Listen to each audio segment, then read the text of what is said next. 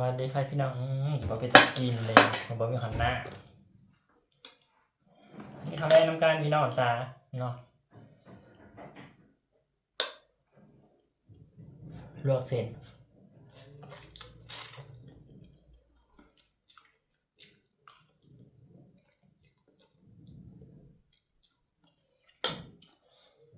ตอนแรกว่าจะเอาหมักแตงมาถ่ายคลิปให้เบิ่งพี่น้องเลยเห็นคอมเมนต์บางคอมเมนต์แล้วเอามาสักมันคลี่เนี่ยปัญหานุกับเถาแก่ประจำปัญหามีกับ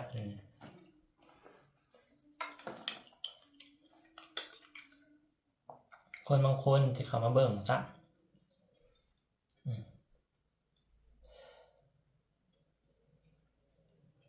มาแล้วก็เมื่อยช่วงนี้มันนี่บินวินเนี่ยวินอะไรบุนอนลงลุกขึ้นแบบว่าเลื่อนหมุนอยู่ตอนแรกก็จะเอามาแต่งมันถ่ายคลิปเล่ารายละเอียดให้เบิ่งเนาะว่าเพิ่นสร้างแนวใดเฮ็ดตัดแนวใดนะพี่น้องเอ้ยคอมเมนต์บางคนก็มักถากมักทางอันนี้เนาะ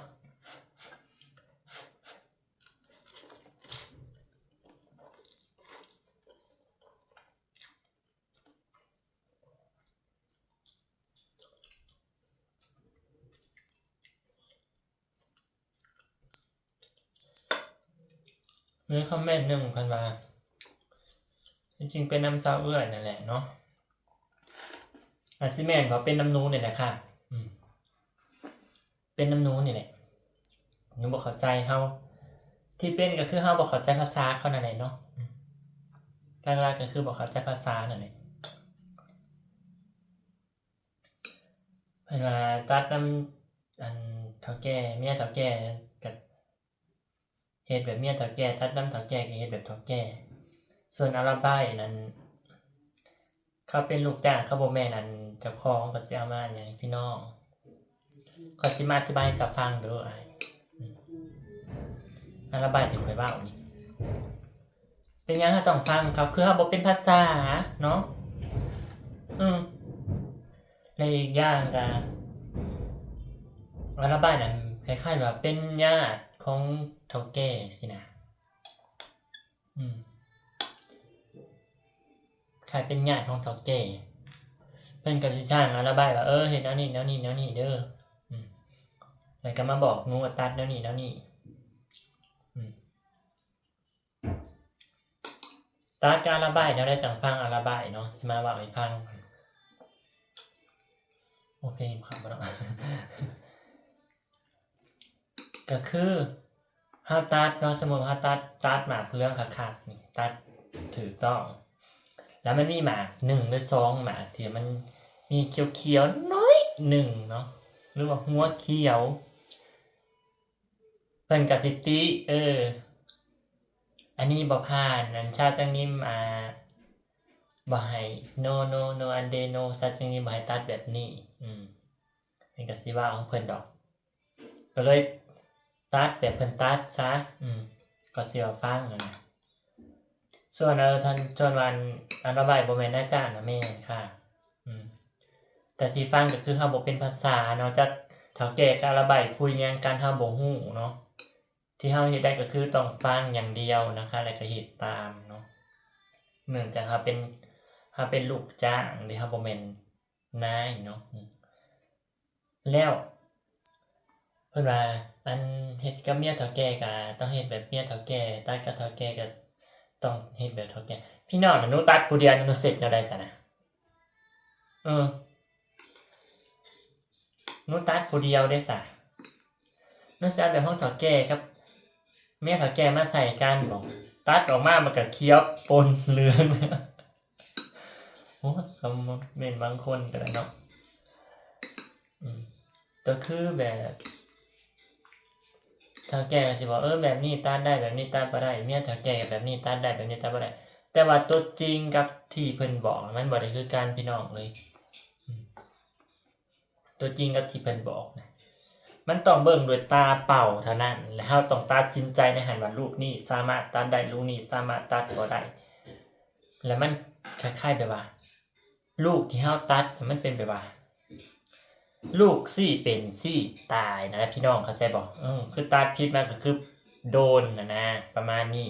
แต่ว่าเฒ่าแก่นุ่งเพิ่นบ่ได้ให้ดอกเพิ่นเพิ่นก็บ่ได้ว่าหยังดอกบางลูกมาหยังก็ได้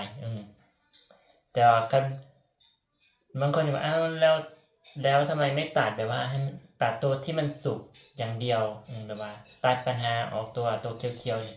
พี่น้องถ้าสมมุติว่าตัดตัวมันสุกอย่างเดียวแม่นบ่ถ้าตัดปึ๊บๆๆๆๆไปเนาะเพิ่นจะมาหย่าน้ำล้างแม่นบ่เพิ่นมาหย่าน้ำล้างกับเพิ่นก็สิบอกลูกนี่มาตัดอีกนี่อันนี้คัดได้อันนี้คัดได้อันนี้คัดอันนี้ก็ตัดอันนี้ก็ตัดแล้วมาที่เพิ่นบอกนะมันจะมีสีเขียวน้ำหัวเขียวน้ำแล้วก็สุกแดดน้ำสิพี่น้องเฮาก็อยากตัดปัญหาแต่ว่าอันหมาเขียวๆนี่บ่ตัดนะเฮาตัดปัญหาแบบว่าอยากตัดแต่หมากเหลืองๆสุกๆคักๆนะกับหมากสุกพอดีงามนั่นแต่เพิ่นมาเลาะน้ำล้างมันก็สิเห็นดูนี่นั่นนี่บ่ตัดแบบเฮาก็ได้ไปตัดอีกแล้วตัวเพิ่นบอกนะแต่เฮาตัดผู้เดียวบัดนี้ตัดผู้เดียวแล้วมาที่ซ้ำเพิ่นบอกเฮาก็ตัดเอาแต่เพิ่นมาเลาะมาเห็นน้ำล้างบัดนี้เนาะเพิ่นก็มาจมค่ะเพิ่นก็มาจมค่ะเนาะอันนี้ตัดบ่ได้อันนี้ตัดบ่ได้โอ้ยทั้งที่เจ้าของก็บอกให้ตัดแบบนี้นั่นแหละพี่น้องก็คือเฮาบ่เข้าใจว่าอีกอย่างเฮาบ่มีประสบการณ์เนาะในการเฮ็ดแบบนี้จ้ะเราไม่มีประสบการณ์ในการทำงานแบบนี้อย่างเฉลยก็มาปีตับอิฐเนาะปีทำอิฐเลยเนาะความรู้ความเข้าใจก็สิบ่ซ้ำคนแบบมีประสบการณ์เนาะคือเฒ่าแก่เพิ่นก็เฮ็ดมาหลายปีแล้วเพิ่นก็รู้ว่ามันนี่ควรตัดมันนี่บ่ควรตัดเนาะจักเพิ่นเบิ่งจากหยังพี่น้องหนูก็ยังงงอยู่บางทีก็ได้เบิ่งจากลายขาวบ่หรือว่าเบิ่งจากสีมันเนาะหรือว่าเพิ่นเบิ่งจากใยจากหยังหนูก็บ่รู้เนาะแต่ว่าที่หนูเบิ่งคือหนูเบิ่งจากสีเท่านั้นเบิ่งจากสีที่ว่ามันสีมักเกี้ยงเนาะสีเพิ่นสิออเรนจ์สีแล้วก็สีออกมาออกแดงๆรูปภาพนะพี่น้องเนาะรูปภาพสุขคักๆนะเอา2สีนั่นแหละหนูตัดอะแต่เพิ่นมาเห็นน้ำล้างก็จะอันหัวเขียวๆหน่อยนึงเพิ่นก็สิบอกคัดตัวนี้ก็คัดตัวนี้ก็ตัดตัวนี้ก็คัตเตอร์เฮาก็ตัดตามเพิ่นบอกหั้นแนวตัดกับชาโมนิมนี่จะแบบบ่ได้อันซีเรียสบ่ได้อันหยังกดดันปานใดพี่น้องเพราะว่าเพิ่นจะบ่ค่อยเฮาสามารถถามเพิ่นได้เนาะลูกนี่สามารถตัดได้บ่แม่นี่ตัดได้บ่แม่นี่ตัดได้บ่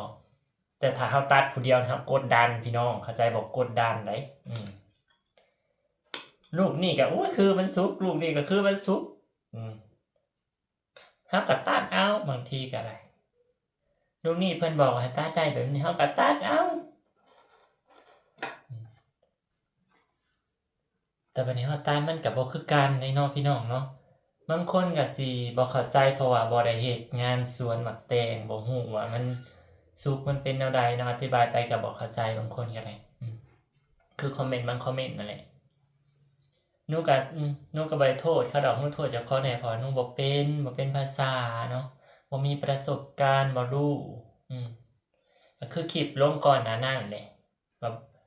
ท่อแฮงก็บ่เป็นนั่นแหละบางคนก็เข้ามาเบิ่งคลิปเดียวก็มาคอมเมนต์ว่าจังซั่นจังซี่เป็นแนวนั้นแนวนี้โดยสิบ่ได้เบิ่งต้นปลายสาเหตุซะว่ามันเกิดจากหยังบินหยังนี่เนาะบางทีก็ฟังเขาบ่จบคลิปซ้ำฟังแค่ตัวเฮาเล่าปัญหาน้อยนึงแล้วก็มาคอมเมนต์แล้วจักอิหยัง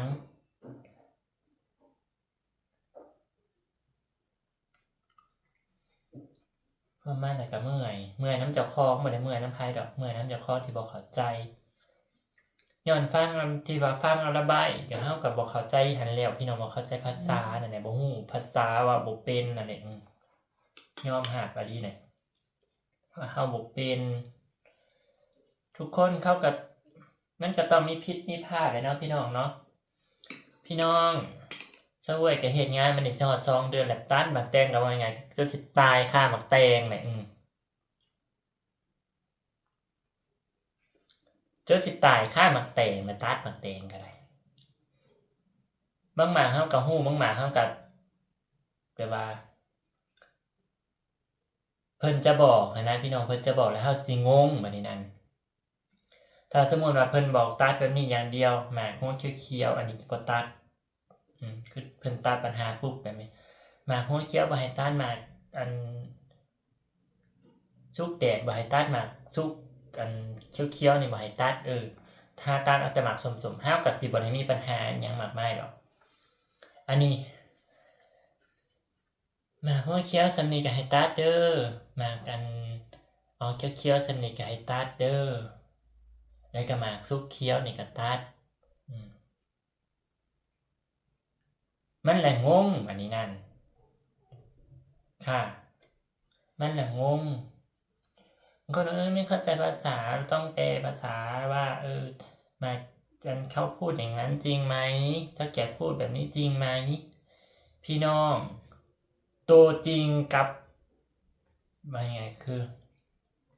ตอนที่เฮาลงมือกับตอนที่เฮาว่ามันบ่ได้คือกันจักดีในความคิดเฮากับตอนที่เฮาลงมือเฮ็ดนั่นเฮาคิดอย่างเช่นคอมเมนต์ตัวที่ว่าไปวันหนึ่งเนาะว่าแค่ระบายเป็นลูกจ้างจะไปฟังเขาทำไมพี่น้องไผก็บ่อยากฟังดอกพี่น้องเขาก็เป็นลูกจ้างคือกันแต่ว่าเนาะแต่ว่านะคะแต่ว่าเฮาบ่ฮู้ภาษานั่นน่ะเฮาก็ต้องฟังแม่นบ่เพิ่นก็สิบอกเฮาตัดแบบออกเขียวๆใส่นี่ก็อันนี้บ่ได้อันนี้บ่ได้เพิ่นก็สิยกอันนู้นนี่นั่นมาอันเว้าให้เฮาก็บ่อยากมีปัญหาก็ฟังค่ะเนาะบ่แม่นว่าสิหัวล้านลื่นคู่สิเขาบ่แม่นลูกเขาบ่แม่นอันเจ้านายเขาก็แค่ลูกจ้างก็จะไปฟังเขาอีหยังพี่น้องบางทีน่ะเฮาเฮ็ดกับลูกจ้างแค่2 คนเนาะเฒ่าแก่เพิ่นก็จะไปแพ็กหมักแตงกับเมียเฒ่าแก่นั่นน่ะบางมื้อซะเว้ยก็ได้ตัดผู้เดียวคือมื้อเช้านี่ก็ตัดผู้เดียวเนาะเพิ่นให้จ้างระบายก็สิไปตัดต่างหากหนูก็สิตัดผู้เดียวต่างหากหนูตัดผู้เดียวมานี่จนจักแนวสิว่าเลยตัดจนเมื่อยตัดแล้วตัดผู้เดียวน่ะหนูเฮ็ดเวียกผู้เดียวนี่บางทีก็3-4 มื้อติดเลยเพิ่นก็สิแพ็กของเพิ่นมันก็สิอันของเพิ่นบ่แม่นว่าบ่แม่นว่าระบายเฮ็ดเฮานี่เฮาต้องฟังระบายว่าเฮามาเฮ็ดเองแบบนี้แบบนี้บ่แม่นพี่น้องก็คือระบายอยู่ฝั่งนี้เฮาอยู่ฝั่งนี้ในคู่เดียวกันน่ะตัดคู่กันไปนี่เฮาก็ต้องฟังเขาแม่นบ่คันแบบว่าระบายเฮ็ดคู่ต่างหากเฮาเฮ็ดต่างหากเขาก็สิไปฟังเขาเฮ็ดหยังเนาะคล้ายๆแบบว่าหัวหน้าสอนงานลูกน้องสินะประมาณนั้นแหละบ่แม่นว่าระบายระบายตัดเฮานี่เฮาตัดเฮานี่แล้วเฮาฟังคำระบายแล้วมาตัดแบบระบายบ่แม่นค่ะ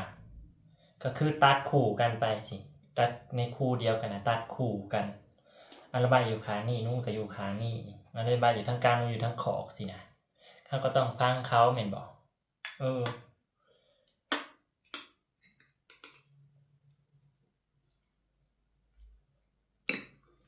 นั่นแหละก็เลยมางงบัดนี้นั่นพี่น้องแต่ก็บ่ปัญหาใหญ่ดอกเพิ่นก็บ่ได้ว่าหยังดอกเพิ่นก็แค่บ่นนิดๆของเพิ่นนั่นแหละก็จบไปแต่ปัญหาใหญ่ก็คือกับ FC บางคนบ่ FC ดอกกับ F เสือกบางคนนั่นนี่โอ้ยอิหยังมากมายปัญหาใหญ่สุดเลย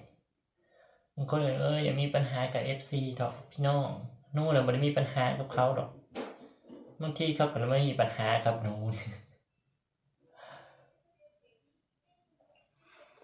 มากินข้าวนี่มาหลาย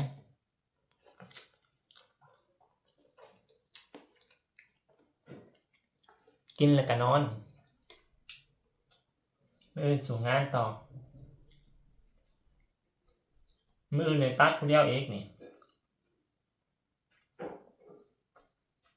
มื้อวานนี่ก็ตัดผู้เดียวข้าวหนึงมื้อนี้ก็ตัดอีกข้าวหนึงผู้เดียว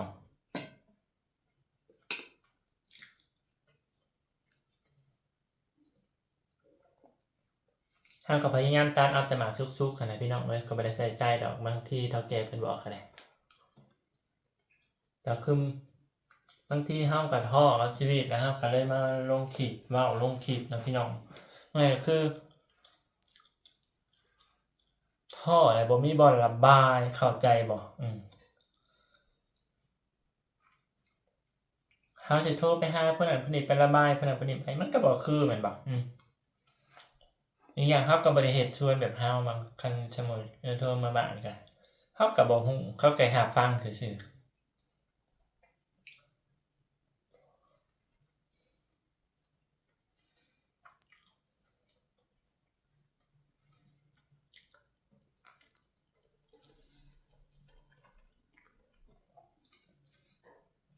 พี่น้องอีก4มื้อเงินเดือนออกเนาะ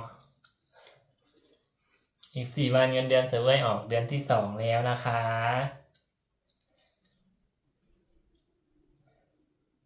สิได้เท่าใดเดือนนี้ โอ้ยบ่อยากคิดสภาพเด้สิได้เท่าใดเด้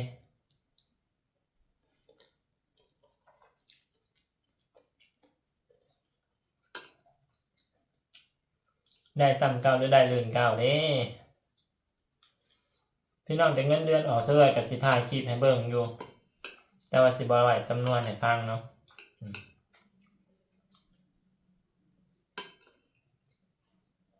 อย่างคนบางคนอิจฉาตายเพิ่นว่า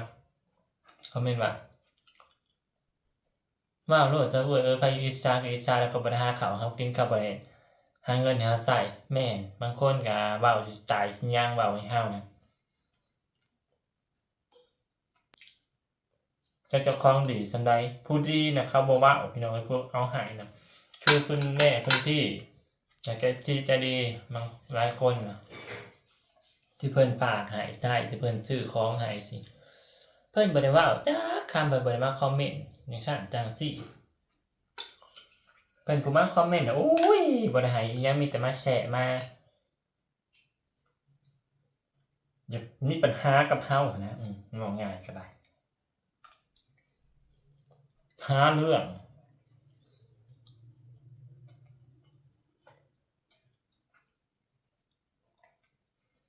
เดี๋ยวมันเว้าคือเจ้าของดีนี่นะเว้าคือเจ้าของดีเว้าคือเจ้าของแบบ ค่ะเป็นทุกอย่างเก่งแบบว่าข่มผู้อื่นข่มผู้อื่นแบบให้เจ้าของดีสินะอยากให้คนอื่นเขามองว่าเจ้าของน่ะเป็นคนดีสิทั้งที่จริงน่ะโอ้ยดีตายหาว่าแต่ผู้อื่น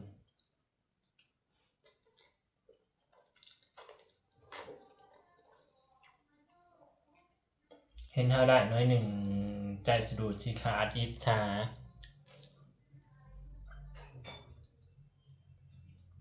นอนก็บ่หลับแต่ก็ซะแบบบ่ได้ใส่ใจดอกพี่น้องคันใส่ใจน่ะคือแบบบ่มาฮอดจุดนี้ดอกไผอยากแฉะก็แฉะยามข้อยตอบกลับข้อยก็ตอบแชะมาข้อยก็ตอบกลับบางทีก็ได้ถ้าเราตอบกลับแบบว่าอ้ายเจ้าเอ้ยแล้วว่าจังซั่นจังซี่ให้ FC เว้าบ่ดีโอ้ยบัด FC เว้าให้ติบ่แม่น FC ดอก F เสือกเว้าให้นั่นติเฮาก็มีปากคือกันเด้อเฮาก็สามารถปกป้องเจ้าของได้เด้อ